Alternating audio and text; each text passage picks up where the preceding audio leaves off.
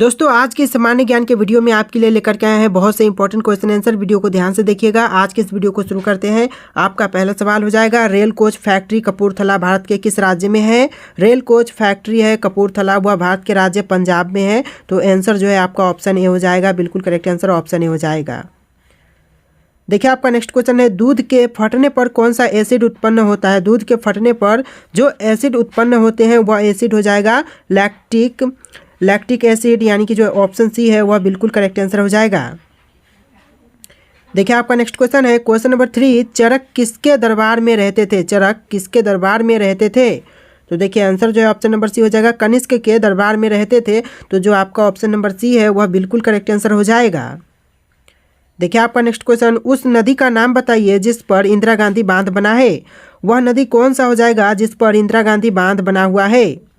तो यह नदी हो जाएगा नर्मदा नदी, यानी कि जो ऑप्शन बी है वह आपका बिल्कुल करेक्ट आंसर हो जाएगा।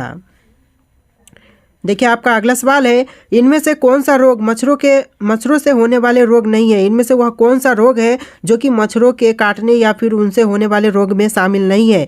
ऑप्शंस में है डेंगू बुखार, मलेरिया, घंघा और इनमें से कोई नहीं। और देखिए आंसर जो है ऑप्शन नंबर सी हो जाएगा घंघा, यानी कि जो घंघा है वह मच्छरों के काटने से रोग नहीं होता है। घंघा या फिर घेंघा इस तरह से होगा, कुछ स्पेलिंग मिस्टेक होगा, घेंघा हो सकता है। ऑप्शन सी आपका घेंघा करेक्ट आंसर हो जाएगा। देखिए आपका नेक्स्ट क्वेश्चन है, चिपको आंदोलन इनमें से किससे संबंधित था? चिपको आंदोलन था वह इनमें से किससे संबंधित था? तो देखिए आपका यह संबंधित था पर्यावरण संरक्षण से, यानी कि जो ऑप्शन ए है वह बिल्कुल करेक्ट आंसर हो जाएगा। देखिए अगला सवाल, भूगोल का जनक किसे माना जाता है? भूगोल का जनक किसे मानते हैं? तो यह माना जाता है इरेटोथेनस को, यानी कि जो आपका ऑप्शन नंबर डी है वह बिल्कुल करेक्ट आंसर हो जाएगा। ओके अगला सवाल, किसे शरीर का रक्षक कहा जाता है? किसे शरीर का रक्षक मानते हैं? तो यह माना जाता है WBC को, यानी कि जो ऑप्शन बी है वह बिल्कुल करेक्ट आंसर हो जाएगा। देखिए आपका नेक्स्ट क्वेश्चन हो जाएगा, क्वेश्चन नंबर 9, चीनी यात्री फहामन किसके दरबार में आया था? तो यह दरबार में आया था चंद्रगुप्त द्वितीय विक्रमादित्य के दरबार में। तो आंसर जो है ऑप्शन नंबर डी हो जाएगा।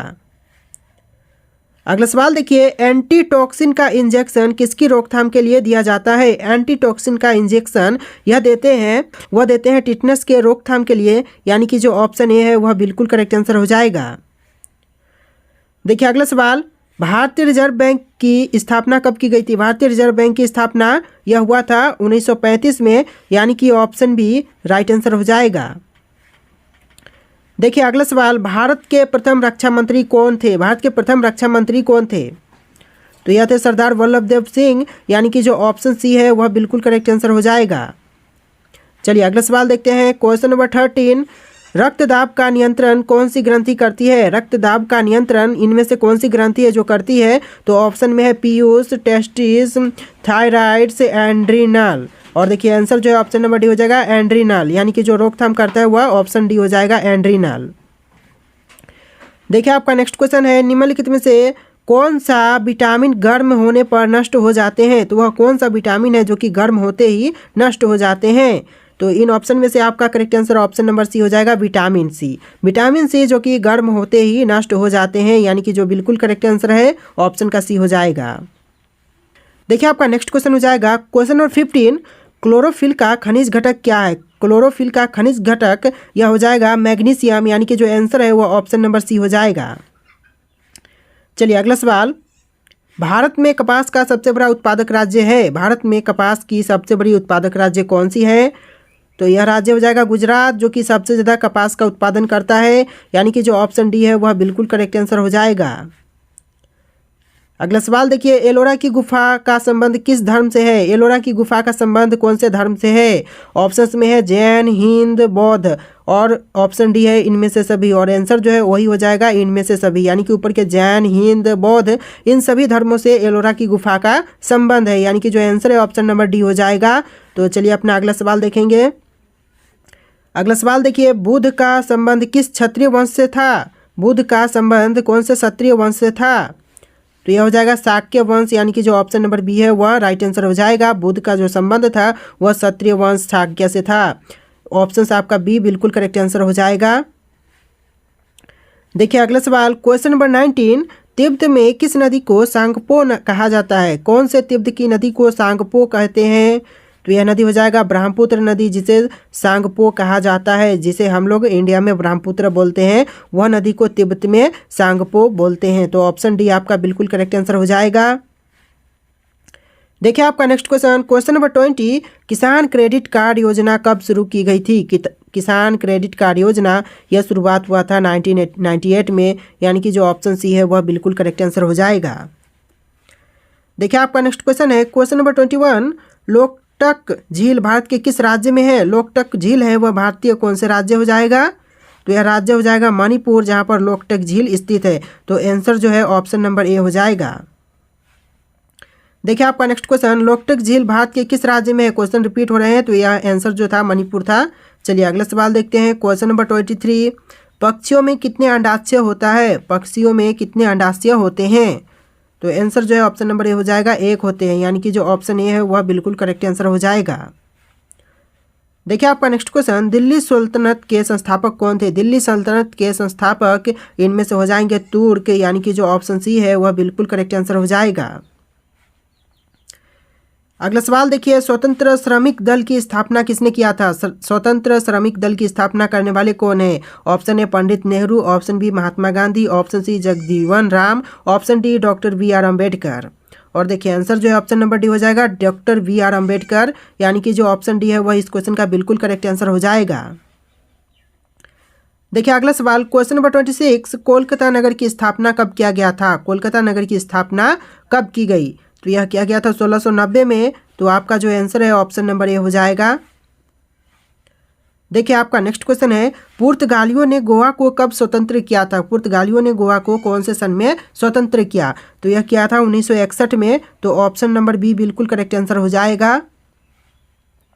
अगला सवाल है, तिब्बत में किस नदी को सांगपो कहा जाता है? तो यह नदी था ब्रह्मपुत्र, जैसा कि क्वेश्चन फिर से रिपीट हो रहे हैं।